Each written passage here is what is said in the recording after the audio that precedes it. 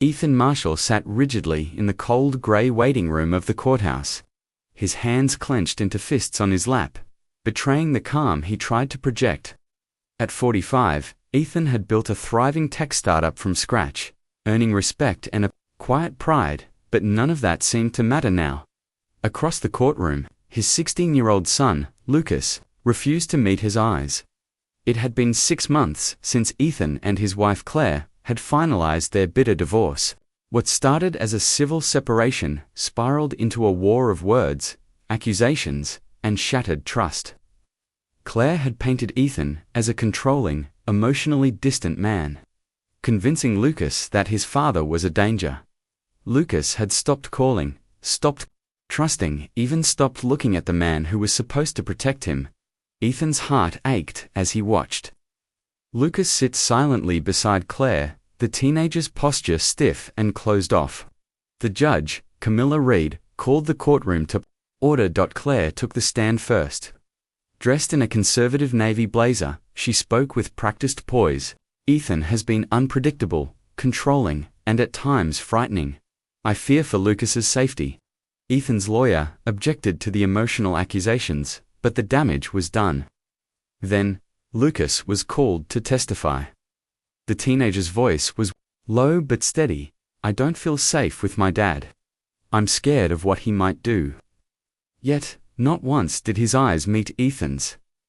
The courtroom was silent. The weight of the moment pressing on everyone present. Ethan stood slowly. His voice was calm but firm. Your Honor, may I present evidence that will clarify the truth? He pulled a small phone from his jacket pocket and held it up. This recording was made last week during a conversation between my son and his mother. The judge nodded, granting permission to play the audio. The room filled with Lucas's hesitant voice. Mum, I don't want to say those things in court. It's not true. Claire's voice came next, sharp and insistent. You have to say it, Lucas. Say you're scared. It's the only way we stay safe. Your dad can't find out we're doing this. A gasp rippled through the courtroom. The judge's eyes widened. Ethan's lawyer then presented more recordings captured discreetly during car rides and private moments, revealing Claire coaching Lucas to fabricate stories and distort reality. Your Honor, Ethan said steadily, this evidence reveals manipulation, not truth. My son has been coerced into lying to the court. The judge reviewed the recordings with growing concern. Lucas finally glanced up, locking eyes with Ethan for the first time in months, a fleeting moment of recognition and doubt. Outside the courtroom, Ethan exhaled deeply. This hearing was only the beginning of a long road toward healing, but, for the first time in months, hope had returned. Because sometimes, truth just needs the right moment to be heard. The courtroom remained tense as the hearing resumed. Ethan's attorney called witnesses to testify about Claire's increasing manipulation, supported by the recordings. Experts in child psychology explained how coaching a child to lie can cause deep emotional harm, further strengthening Ethan's case. Outside the courtroom, whispers spread quickly. This was no ordinary custody battle. Meanwhile, Ethan's world had been unraveling quietly behind the scenes. Claire and her new boyfriend, Mark, had been isolating Lucas, cutting off his contact with Ethan and poisoning his mind with false fears. Emails and texts obtained by Ethan's legal team revealed the extent of their planning, coordinated efforts to destroy Ethan's reputation and sever his bond with his son. During one supervised visitation, Ethan tried to bridge the growing chasm. He brought Lucas's favorite book, hoping to find a thread of connection. Lucas sat rigid, eyes fixed on the floor. Remember when we used to read this together? Ethan asked gently. Lucas's voice cracked. That was a long time ago. Ethan nodded, swallowing the lump in his throat. It's not too late. Back at home, Ethan's days were a flurry of legal meetings and strategy sessions. His business was under attack too. Claire had spread rumors to investors, undermining his company's stability, but Ethan was no stranger to adversity. His military discipline and sharp mind became his greatest allies. With the help of a trusted private investigator, Ethan placed a discreet recorder in Lucas's backpack during rides with Claire and Mark. The device captured the conversations that confirmed the coaching and manipulation in vivid detail. The breakthrough came when Ethan's father, Gerald, unexpectedly reached out. A retired judge himself, Gerald had begun to doubt Claire's story. "I raised Claire to value honesty," Gerald confessed during a private meeting. "But this isn't the daughter I know." Together, they formed an unexpected alliance. The final hearing loomed. Ethan prepared to reveal everything. When Lucas took the stand again, he sat quietly, unable to meet his father's eyes. Ethan held his breath. Then, with the judge's permission, he played the recordings. Lucas's voice trembled. "Mum told me to say I was scared, that Dad could hurt us." Claire's voice followed, coaching and demanding lies. Judge Reed's face hardened as she listened. "Mr. Marshall," she said firmly, "this evidence demands a full revaluation of custody. We must prioritize the child's well-being above all else." Lucas looked at Ethan, tears welling up for the first time. Ethan gave a small, hopeful smile. This was not the end. It was a new beginning. Judge Reed called a recess, allowing everyone a moment to absorb the shocking revelations.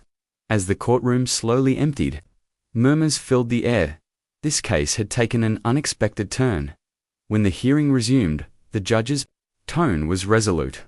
"Mr. Marshall, based on this new evidence, I am granting you temporary full custody of Lucas pending a comprehensive psychological evaluation," she declared. "Additionally, I am ordering an investigation into the financial activities surrounding this case."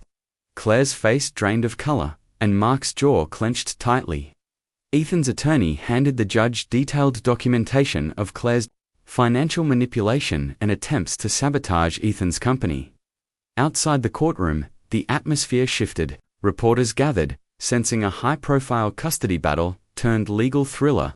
Ethan's private investigator briefed him on the growing momentum, confirming that the recordings had exposed a deep pattern of deceit. Lucas approached Ethan hesitantly. His eyes searched his father's for answers. "Dad, I'm sorry. I didn't know what was real anymore," he whispered, voice cracking with emotion. Ethan put a steady hand on his son's shoulder. "They manipulated you, Lucas. That's not your fault. We're going to get through this together." In the weeks that followed, the court-ordered evaluations confirmed the manipulation and coached testimony. Claire's credibility unraveled, while Ethan's reputation slowly rebuilt. The financial investigation revealed hidden transfers and forged documents, implicating Claire and Mark in a web of fraud. The final divorce settlement reflected the truth. Claire was awarded only a fraction of what she had demanded, and Mark faced charges related to the financial misconduct. Ethan sold their family home quietly to avoid further conflict, relocating with Lucas to a smaller apartment closer to his company's headquarters. The change was bittersweet, but necessary for their fresh start. One evening, as Ethan and Lucas played chess, a ritual they had rekindled, Lucas asked quietly, "Do you ever think about forgiving Mum?" Ethan studied his son's hopeful eyes, and replied thoughtfully, "Forgiveness is complicated. Sometimes, the best way to protect yourself is to make sure the betrayal never happens again." Lucas nodded slowly, understanding the weight of those words. In the end, Ethan had fought, not just for custody, but for the truth and for his son's future. Months later, Ethan sat in his restored office. The hum of computers and quiet footsteps around him, a comforting reminder of stability regained. His company had weathered the storm, emerging leaner but stronger. Investors had returned, reassured by his unwavering leadership. Lucas was attending a new school now, slowly finding his voice again. Their bond, though fragile, was healing. Ethan gazed at a framed photo on his desk, one taken years ago, of a father and son laughing on a sunny afternoon. The memory was bittersweet, but also a promise. He knew the road ahead wouldn't be easy. Trust once broken is hard to rebuild, but with patience and honesty, anything was possible. The past had tested him in ways he never imagined, but it had also revealed his resilience. More than the battles won in court, the greatest victory was Reclaiming his son's heart, Ethan's phone buzzed Lucas's message. "Dad, can we play chess tonight?" A small smile crossed Ethan's face. "Always," he whispered, "because in the end, family isn't just about blood or battles, it's about the moments you fight for, the truths you never let go, and the love that quietly endures."